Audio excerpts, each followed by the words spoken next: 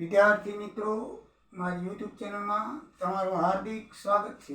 આજે આપણે સેમ 4 ની અંદર યુનિટ 3 એસઆઈબીકોમ સેમ 4 યુનિટ 3 ચેપ્ટર 3 ની અંદર પડતરના હિસાબો નાણાકીય હિસાબોની મેળવણીમાં અગાઉ આપણે તફાવતના કારણો જોયા, એના વિશે ચર્ચા કરી કે ભાઈ આમાં કયા કયા કારણો લીધે બંને હિસાબોમાં તફાવત આવે છે, એની ચર્ચા કરી। હવે આપણે મેળવણી પત્રક બનાવવા પડે તો મેળવણી પત્રક કેવી રીતે બનાવાય અને નમૂનો શું છે એ જોઈ લઈએ, અને નેક્સ્ટ વિડીયોની અંદર આપણે ઉદાહરણ શરૂ કરશું અને દાખલાઓ શરૂ કરશું। તો પહેલાં મિત્રો મેળવણી પત્રકનો અર્થ અને તૈયાર કરવાની રીત જોઈ લઈએ। તો મેળવણી પત્રકનો અર્થ શું થાય? તો અર્થ એ છે કે મેળવણી પત્રક એટલે પડતરના હિસાબો અને નાણાકીય હિસાબોએ દર્શાવેલ અલગ અલગ નફો કે ખોટ જવાબદાર કારણોની યાદી દર્શાવતું પત્રક એટલે મેળવણી પત્રક કહેવાય। એટલે કે નાણાકીય હિસાબો અને પડતરના હિસાબોમાં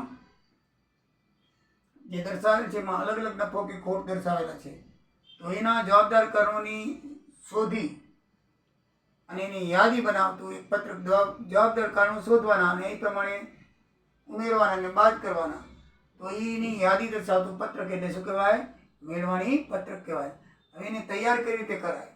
તો નાણાકીય હિસાબોમાં વેપાર ખાતા કે નુકસાન ખાતાની ઉધાર બાજુ તપાસી એ શોધી કાઢવાનું કે જે પડતર હિસાબમાં નોંધાયેલ ન હોય।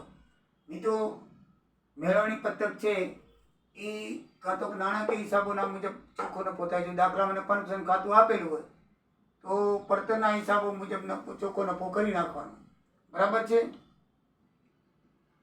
બે નફાથી શરૂઆત થાય, પડતરના હિસાબ મુજબથી ચોખ્ખો નફો થાય અને નાણાકીય હિસાબના મુજબ પણ ચોખ્ખો નફો થાય। પડતરના હિસાબોથી મુજબ ચોખ્ખો નફો પહેલાં શરૂઆતમાં રહ્યો તો નીચે આવે નાણાકીય હિસાબ મુજબ ચોખ્ખો નફો, અને નાણાકીય હિસાબ મુજબ જો ચોખ્ખો નફો રહ્યો તો નીચે આવે પડતરના હિસાબ મુજબ ચોખ્ખો નફો। મિત્રો આપણા ઉદાહરણની અંદર પડતરના હિસાબ મુજબ ચોખ્ખો નફો રહેવાનું વધારે દર્શાવેલું છે, તો આપણે એ પ્રમાણે કરશું। તો આપણે જે નમૂનો રાખ્યો છે પડતરના હિસાબ મુજબ ચોખ્ખો નફો રાખ્યો છે, તો શરૂઆતની અંદર પડતરના હિસાબમાં જે ચોખ્ખો નફો દર્શાવેલો હોય દાખલામાં અહીંયા લખી નાખવાનો હોય, 2 રૂપિયાની કોલમ છે, પછી આ બધી રકમ છે એ ઉમેરવાની હોય અને પછી બાદ કરવાની। ચોખ્ખો નફો અહીંયા લખી નાખ્યા પછી આગળ શું કરવાનું છે આપણે પછી જોઈએ। એટલે કે નાણાકીય હિસાબોમાં વેપાર કે નફા નુકસાન ખાતાની ઉધાર બાજુ તપાસી એ શોધી કાઢવાનું છે કે પડતરના હિસાબોમાં નોંધાયેલી ન હોય, બરાબર છે। તો નફા નુકસાન ખાતાની આપણે શું કરવાનું? ઉધાર બાજુ જોવાનું, અને એ પડતરના હિસાબમાં નોંધાયેલી ન હોવી જોઈએ। પડતરના હિસાબમાં નોંધાયેલી હોય તો જો એની વિરુદ્ધ અસર આપણે આની અંદર આપવાની છે, એ આપણે જ્યારે નમૂનો જોઈએ ત્યારે કરીએ। પછી તે જ પ્રમાણે જમા બાજુ પર જોવાનું, એ જમા બાજુ પર એ શોધવાનું કે જે પડતરના હિસાબમાં આવક તરીકે ન બતાવેલી હોય। જમા બાજુ શોધવાનું કે જે આવક તરીકે નાણાકીય હિસાબમાં છે એ જ આવક પડતરના હિસાબમાં આવક બાજુ દર્શાવેલી ના હોવી જોઈએ, બરાબર। જમા બાજુ પર દર્શાવેલી ના હોવી જોઈએ। તે જ પ્રમાણે જમા બાજુ પર એ શોધવાનું કે જે પડતરના હિસાબમાં આવક તરીકે ન બતાવેલી હોવી જોઈએ, બરાબર છે। કે જે પડતરના હિસાબમાં, કારણ કે જમા બાજુ હંમેશા આવક નોંધાય નફા નુકસાન ખાતામાં, એ પડતરના હિસાબમાં ન હોવી જોઈએ, બરાબર હોય તો એનાથી વિરુદ્ધ અસર આપી દેવાની, ઉમેરોની બાદ કરવું એટલા માટે રાખ્યું છે। પછી નાણાકીય હિસાબોમાં તેમજ પડતરના હિસાબમાં નોંધાયેલ પરોક્ષ ખર્ચના તફાવત શોધી કાઢવાના।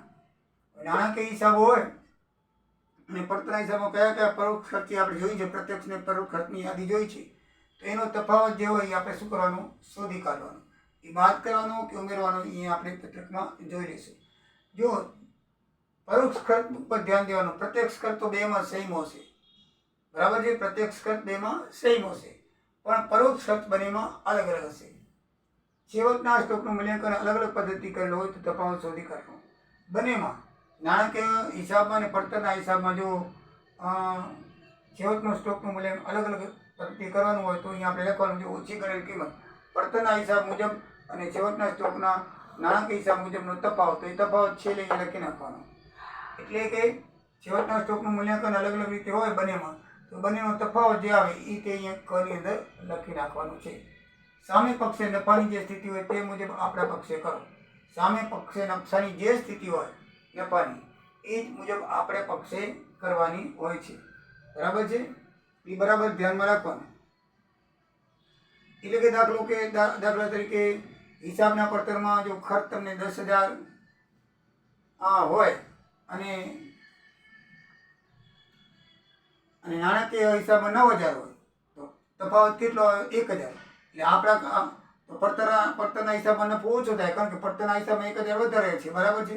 તો આપણે મેળવણી પત્રક જ્યારે બનાવીએ ત્યારે 1000 છે ને એ આપણે પડતરના હિસાબમાં ઉમેરવા પડે, જેથી બંને બાજુ સરખું થઈ જાય.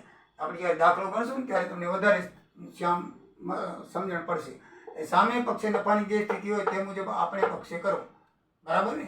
સામે પક્ષે વધારે હોય તો આપણે વધારવું, સામે પક્ષે ઘટાડો તો આપણે ઘટાડવું. સામે પક્ષે વધુ ખર્ચ હોય તો ઉમેરો અને ઓછો ખર્ચ હોય તો બાદ કરવાનો. એ ધ્યાનમાં રાખવું. સામો પક્ષ, આપણો પક્ષ કોને કહે એ જોઈએ. આપણો પક્ષ એટલે જે નફાથી શરૂઆત કરીએ તે પક્ષ આપણો. દાખલા તરીકે આપણે પડતરના હિસાબથી હિસાબ શરૂ કર્યો તો એ પક્ષ આપણો કહેવાય. સામેનો પક્ષ એ શું કહેવાય? નાણાકીય હિસાબનો કહેવાય. સામેનો પક્ષ કયો માનવાનો? નાણાકીય હિસાબનો. પડતરનો પક્ષ અને નાણાકીય હિસાબથી શરૂ કર્યો હોય તો આપણો નાણાકીય હિસાબ કહેવાય, અને સામેનો શું કહેવાય? પડતરનો હિસાબ કહેવાય. એટલે જે નફાથી, જેના ચોખ્ખા નફાથી તમે શરૂઆત કરો છો, પહેલા જ તમારે ચોખ્ખો નફો લખવાનો હોય. પડતરનો આપેલો તો પડતરનો, નાણાકીય આપેલો તો નાણાકીયનો, બરાબર છે. એટલે પડતરનો નફો આપેલો હોય તો આપણો પક્ષ પડતર કહેવાય, અને સામે જે નાણાકીય પક્ષ છે એ વિરુદ્ધ પક્ષ કહેવાય, બરાબર. એટલે કે આપણા ખર્ચ વધુ હોય તો ઉમેરવાનો. એટલે પડતરના મુજબ આપણે હોય તો આપણો ખર્ચ વધુ હોય તો ઉમેરવાનો, ને અને ઓછો હોય તો બાદ કરવાનો. ઓછો હોય તો બાદ કરવાનો, બરાબર છે. આપણો પક્ષ એટલે કે જે નફાથી શરૂ કરીએ તે પક્ષ. દાખલા તરીકે પડતરના નફાથી શરૂ કરો તો આપણો પક્ષ તો પડતરનો હિસાબ કહેવાય, અને નાણાકીય હિસાબથી શરૂ કરો તો નાણાકીય હિસાબ કહેવાય. તો મિત્રો 1, 2, 3, 4 અને 5 બાબત, 6 બાબત ધ્યાનમાં રાખવાની હોય છે. આ 6 બાબત ઉપરથી કયા ખર્ચા ઉમેરવા અને કયા ખર્ચા બાદ કરવા એનું આ ચોખ્ખું લખેલું છે. આટલું યાદ રાખેલું તમારો દાખલો થઈ જાય કે ભાઈ પડતરના હિસાબથી જો ચોખ્ખો નફો દર્શાવેલો હોય તો પડતરના હિસાબમાં નહીં સમાવેલા આવકો હોય એ બધી શું કરવાની? ઉમેરવાની. પડતરના હિસાબમાં નહીં સમાવેલા આવકો લખ્યું તે જ પ્રમાણે આવક હોય તો હિસાબમાં આવક તરીકે ન બતાવી હોય તો આપણે શું કરવું પડે? ઉમેરવી પડે. શું કરવું પડે? ઉમેરવી. તો આવક કઈ કઈ હોઈ શકે? મળેલું ડિવિડન્ડ છે, સ્ટાફ કોસ્ટનું ભાડું છે. સ્ટાફ ક્વાર્ટર્સ હોય એટલે જે નોકરી કરતા હોય એને ક્વાર્ટર્સ આપેલું હોય તો એના પરથી પગારમાંથી ભાડું મળે તો એ આપણે શું કરવાનું? ઉમેરવાનું. પછી ફક્ત પડતરના હિસાબોમાં સમાયેલું ખર્ચ તો એ કયું હોય? પોતાની માલિકીના મકાનનું ભાડું. પોતાની માલિકીનું મકાનનું ભાડું શું કરવાનું? એ પડતરના હિસાબની અંદર ઉમેરવાનું. પછી પડતરના હિસાબોમાં પરોક્ષ ખર્ચની વધુ વસૂલાત હોય, બરાબર છે. એવા કયા કયા ખર્ચ છે? તો કારખાનાના પરોક્ષ ખર્ચ, ઓફિસ પરોક્ષ ખર્ચ અને વેચાણ વિતરણ પરોક્ષ ખર્ચ. એ જો વધુ વસૂલાત હોય, વધારે વસૂલાત આવી હોય નાણાકીય હિસાબ કરતા, તો એ પણ શું કરવું પડે? ઉમેરવી પડે. એટલે શું છે? એ સરભર થઈ જાય. નાણાકીયમાં વધુ હોય ને આપણામાં ઓછી હોય એટલે આપણે શું કરવું પડે? ઉમેરવી પડે, બરાબર ને. એટલે શું થાય? સરભર થઈ જાય. આ શું કરવાનું હોય છે? સરભર કરવાનું છે. એટલે આ 3 બાબતો અ, બ અને ક. પડતરના હિસાબમાં નહીં સમાયેલા આવકો, પડતરના હિસાબમાં સમાયેલ ખર્ચ અને પડતરના હિસાબમાં પરોક્ષ ખર્ચની વધુ વસૂલાત. આ 3 બાબતો છે એ આપણે શું કરવાની છે? ઉમેરવાની છે. બાદ શું કરવું? તો પડતરના હિસાબોમાં નહીં નોંધાયેલ ખર્ચ, ડિબેન્ચર વ્યાજ અને ઇન્કમ ટેક્સ એ ના નોંધાયેલું હોય તો આપણે શું કરવું પડે? બાદ કરવાનું. ડિબેન્ચર વ્યાજ અને ઇન્કમ ટેક્સ એ સામે લખેલું હોય પણ આપણામાં એ ના નોંધાયેલું હોય તો આપણે અહીંયા નોંધી નાખવાનું, બાદ કરવાનું, બરાબર. ડિબેન્ચર વ્યાજ દર, ઇન્કમ ટેક્સ એ 2 વસ્તુ છે એ આપણે ખર્ચ છે આપણો, એ શું કરી નાખવાનું? બાદ. પછી બીજું બાદ કરવાનું પડતરના હિસાબોમાં પરોક્ષ ખર્ચની ઓછી વસૂલાત. પડતર સામે વધુ વસૂલાત હોય, અહીંયા આપણે ઓછી હોય. કારખાનાનો ખર્ચ એ જ છે. જુઓ, કારખાના ખર્ચ, ઓફિસ ખર્ચ, વેચાણ વિતરણ ખર્ચ. અહીંયા વધુ વસૂલાત હોય તો ઉમેરવાની, અને ઓછી વસૂલાત હોય તો એ જ ખર્ચ છે. કારખાનાના પરોક્ષ ખર્ચ, ઓફિસ ખર્ચ, વેચાણ વિતરણ ખર્ચ તો શું કરવાની? બાદ કરવાની. વધુ વસૂલાત હોય તો ઉમેરવાની અને ઓછી વસૂલાતો બાદ કરવાની. તો મિત્રો આપણે દાખલો જોશું એટલે એકદમ ખબર પડી જશે. પછી છેલ્લે જે અમે તમને દર્શાવ્યું હતું કે નાણાકીય હિસાબોમાં છેવટનો સ્ત્રોત. જો બંનેની હિસાબી પદ્ધતિ અલગ અલગ હોય, બરાબર છે, તો બંનેનો શું શોધવાનું? તફાવત શોધવાનો. બંનેનો તફાવત શોધી અને અહીંયા લખવાનું. શું કરવાનું? લખવાનું. મિત્રો આ જે નફાની અંદર આટલી બાબત ઉમેરાશે અને પછી અહીંયા ટોટલ કરાશે. આ બાબત બાદ થશે. એ બાદ કર્યા પછી જે નાણાકીય હિસાબ મુજબ ચોખ્ખો નફો આવશે એ નીચે આવશે. સમજાય મિત્રો? તો આ જે છે એનો અર્થ અને તૈયાર કરવાની આ રીત છે.